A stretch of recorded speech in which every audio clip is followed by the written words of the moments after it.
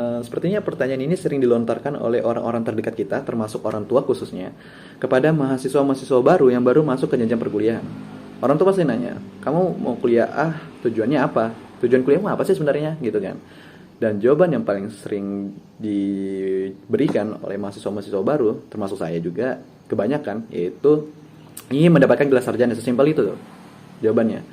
Karena ketika kita bisa mendapatkan gelar sarjana, ada rasa bangga dan juga ada rasa tangis haru ketika kita berada di atas podium waktu wisuda, melihat orang tua tersenyum bangga kepada kita karena kita bisa survive 3,5 tahun di masa-masa perkuliahan. Dan yang lain juga alasannya, ketika saya bisa mendapatkan gelar sarjana, saya bisa mencapai apa yang saya tuju, yaitu menjadi seorang lawyer ataupun menjadi konsultan hukum. Karena persyaratan umumnya pasti harus sarjana hukum.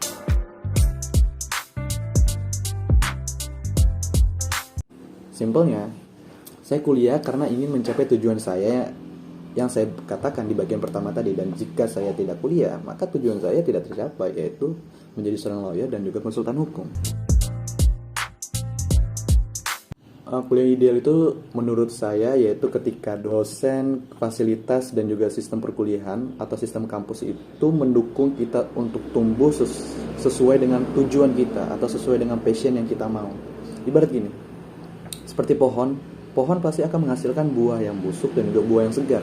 Nah, untuk mendapatkan buah yang segar, kita butuh namanya perawatan yang baik, kemudian diberikan pupuk yang berkualitas tinggi, kemudian diberikan porsi air yang tidak berlebihan, kemudian diberikan vitamin tumbuhan agar pohon itu tumbuh pada akhirnya akan menghasilkan buah yang segar, lalu kita makan dan menghasilkan sesuatu yang baik bagi tubuh kita. Nah, ibaratnya seperti itu. Kita butuh dosen yang memiliki wawasan yang luas, fasilitas yang baik dan benar, dan juga memiliki sistem pendidikan yang kredibilitasnya sangat jelas. Kemudian pertanyaan selanjutnya yaitu gambaran orang yang telah sukses menjalaninya. Yang telah sukses menjalaninya yaitu diri saya sendiri.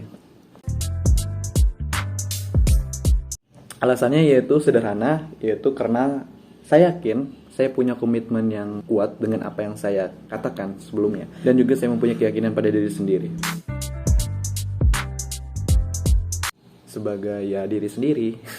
Karena ketika kita bisa menjadi diri sendiri dan berdamai atas kekurangan apa yang kita punya adalah hal yang paling ideal dalam menjalankan perkuliahan.